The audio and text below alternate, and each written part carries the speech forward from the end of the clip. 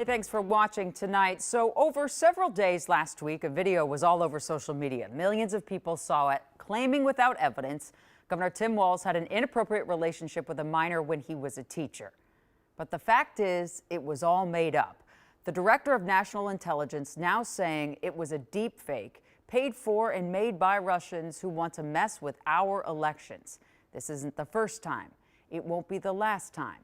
But it's past time we, as news consumers, pay attention to what we believe online. Here's John Croman. Well, Jana, there was a time when Russians were trying to hack into our election equipment, but they've discovered it's far more effective just to hack into our brains with lies that are dressed up to look very real and spread very quickly on social media. The X account, DocNet YouTube, no longer exists, but its mission has been accomplished. The account posted a video of a man claiming to be a former student at Mankato West High, who claimed he was abused there by Governor Walz. I was a student at Mankato West High School. The man claimed to be Matthew Metro, but he was clearly a different person than the real Mankato West alum Matthew Metro. The Washington Post found the real one, who lives in Hawaii. Oh, it's obviously not me. It's the teeth are different, the hair is different, the eyes are different, the nose is different. I obviously don't have an foreign accent, so I don't know where they're getting this from. X took down the fake Metro video, but not until it had been viewed 5 million times and shared across many other platforms. It was clearly meant to damage Walz's legacy as a teacher and coach, which was played up at the DNC with former football players taking the stage on his behalf.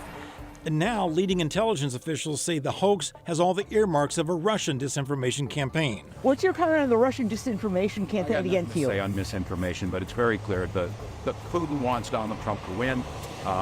Donald Trump wants Putin to win, and so that's all it's saying. Walz wouldn't comment on the specifics, but it's clear that disinformation remains a major weapon during political season. As long as people have been competing and engaging in politics, there's been misinformation.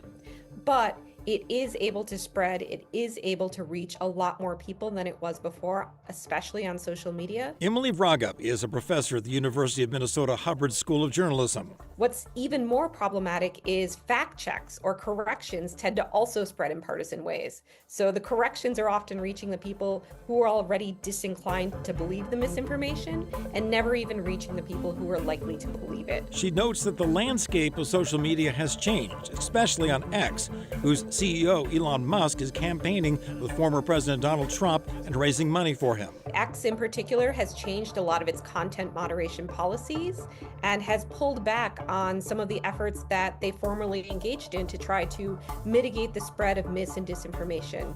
And that's true for the past several years. But to Vraga, the most dangerous kinds of disinformation are the kinds intended to sow distrust in the electoral system itself, to cast doubt on election integrity. Most people have made up their minds about the candidates, so the misinformation there is probably less likely to be persuasive. But when it's surrounding ability to vote, what voting looks like, the security of the system, that's when we really could start seeing people feeling disenfranchised and acting on bad information. And Jana, Professor Vraga also noted that confirmation bias, your willingness to believe something bad about the other side, also plays a big role here. That's why it's important to check the facts regardless of which way you lean politically. And I really liked what she had to say about, feel how you're going to feel about the candidates. Most people have that part decided, but it's the voting stuff. I was just reading in Wisconsin, this has been happening with college students getting text messages saying they can't vote in certain places. That's the kind that's really dangerous, right? That's right. And they're already, some partisans are already sowing the seeds to make us believe that this election's not going to be counted accurately, or that it's not going to be run well, or that it's going to be subject to fraud. And that's the kind of stuff they want out there even before Election Day, which tends to suppress the vote, but also kind of helps fuel the conspiracies after we get the results.